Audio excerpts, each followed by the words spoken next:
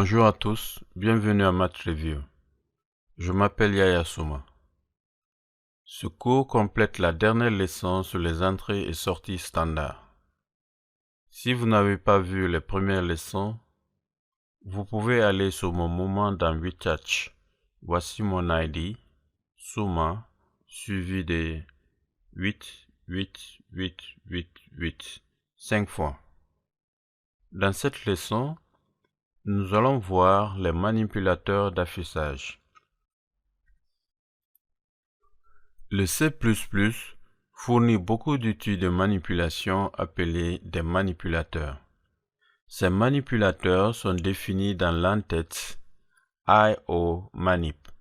Donc avant d'utiliser un manipulateur, il faut inclure dans le programme l'entête IOManip. Input, Outputs, Manip en abrégé de manipulation. Dans cette leçon, nous allons voir seulement les manipulateurs les plus utilisés. Par défaut, les nombres décimaux s'affichent avec un maximum de 6 chiffres. La partie entière et la partie décimale sont séparées par un point. Cela peut être une source d'erreur pour les francophones qui utilisent la virgule pour séparer les deux parties. Donc faites beaucoup attention avec ce détail. Si la partie décimale ne comporte que des zéros, seule la partie entière s'affiche à l'écran. Cout, insertion, 1,0. Cela affiche 1, sans partie décimale. S'il n'y a pas de partie décimale, le point ne s'affichera pas. Si le nombre de chiffres d'un nombre décimal dépasse les 6 chiffres, le sixième chiffre sera arrondi.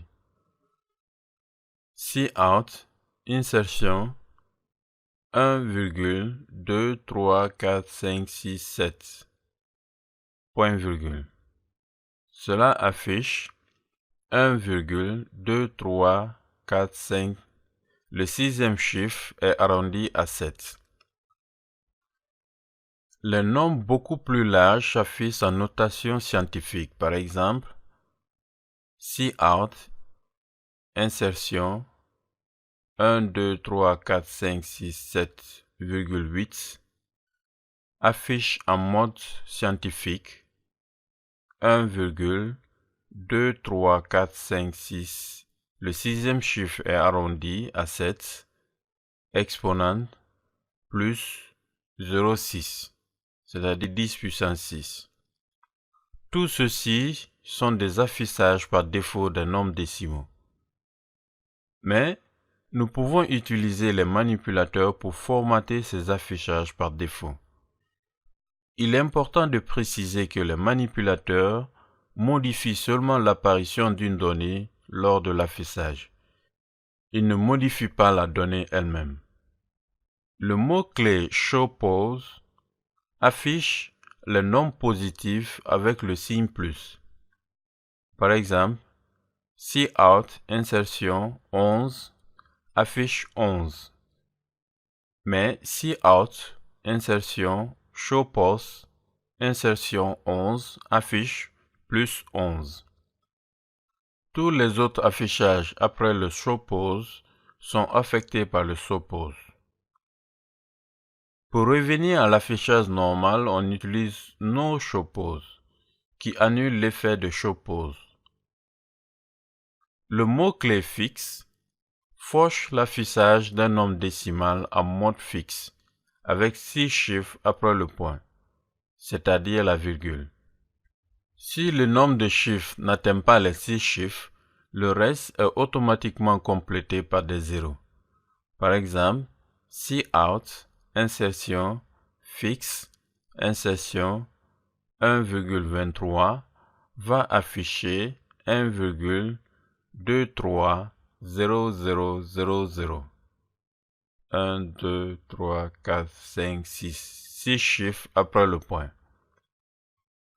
Retenez qu'après l'utilisation de fixe, tous les affichages qui suivront seront affectés et fixe n'affecte que les nombres décimaux. Pour forcer l'affichage en mode scientifique des nombres décimaux, on utilise scientifique. Pour forcer l'affichage des nombres décimaux avec un nombre fixe de chiffres, on utilise set precision, en parenthèse, int n. Avec ce manipulateur, on peut afficher un nombre décimal avec la précision souhaitée. On indique dans la parenthèse le nombre de précision qui doit être un entier. Par exemple, cout, insertion, set precision, en parenthèse 3, insertion 1,236. Cela va afficher à l'écran 1,24. Le troisième chiffre est arrondi. Ici, le manipulateur set precision indique 3 chiffres pour l'affichage. Le set precision ne force pas l'affichage de virgule pour les décimaux sans partie décimale. Voilà pourquoi, plus souvent, on combine fixe et set precision. Fixe pour forcer l'affichage de la virgule et set precision pour limiter le nombre de chiffres après la virgule. Par exemple, cout, insertion, fixe, insertion, set precision, en parenthèse, 3, insertion, 1. Cela affiche à l'écran 1,000.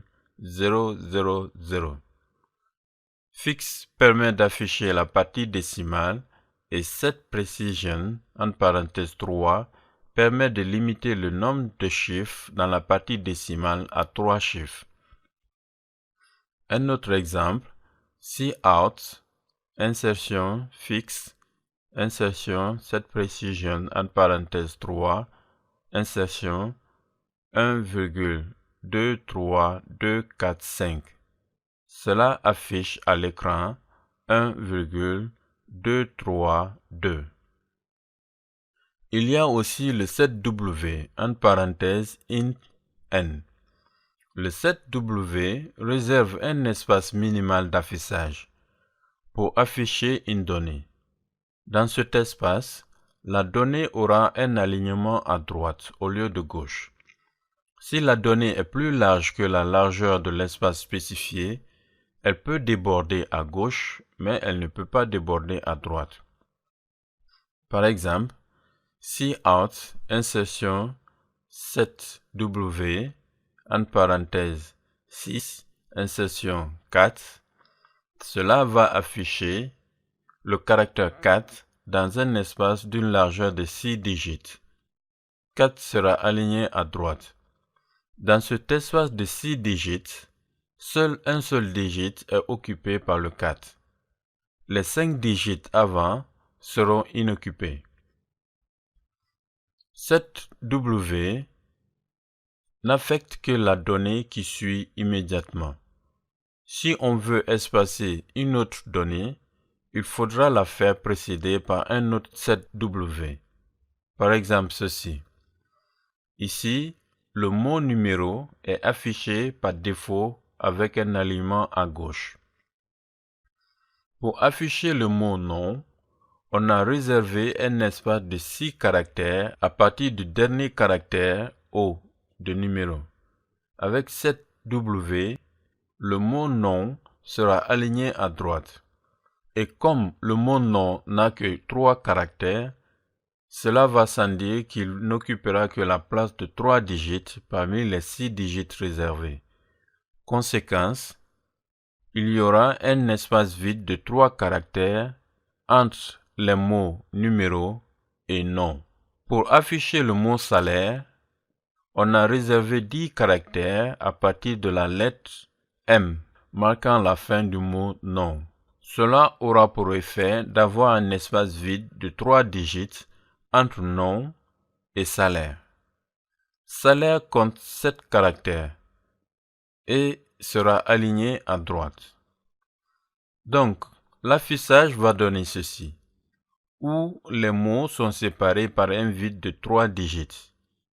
Si on veut que la donnée dans l'espace réservé s'affiche à gauche, il faut associer le set W au mot-clé left, qui veut dire à gauche, comme cela.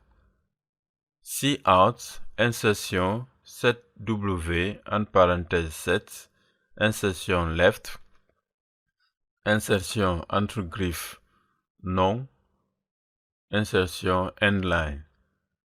Ici, left est utilisé pour forcer l'affichage à gauche du mot non.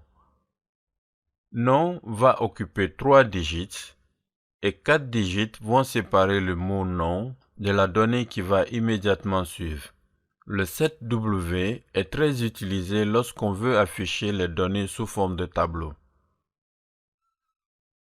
Par défaut, si on utilise le signe d'insertion pour afficher une donnée de type bool, l'affichage sera toujours soit 1-0 qui représente false, soit 1-1 qui représente le true. Si on veut que l'affichage soit le mot false ou true, au lieu de leur contrepartie 0 et 1, on doit utiliser bool alpha, comme ceci. Supposons OK est de type bool et contient true. Cout, insertion OK, insertion endline, affiche 1 puisque OK contient true. Mais cout, insertion bool alpha, insertion OK, insertion endline, affiche true. Le no bool alpha annule l'effet de bool alpha. Nous allons nous arrêter là, répétez la vidéo autant que possible pour bien assimiler le message. Ne vous contentez pas de visionner seulement, prenez aussi des notes. Si vous avez aimé cette leçon, n'hésitez pas à me donner un like en guise d'encouragement. Aussi, partagez le lien avec vos amis pour leur donner l'opportunité d'apprendre la programmation. Aussi, n'oubliez pas de souscrire à ma chaîne pour être informé des nouvelles vidéos. Au revoir.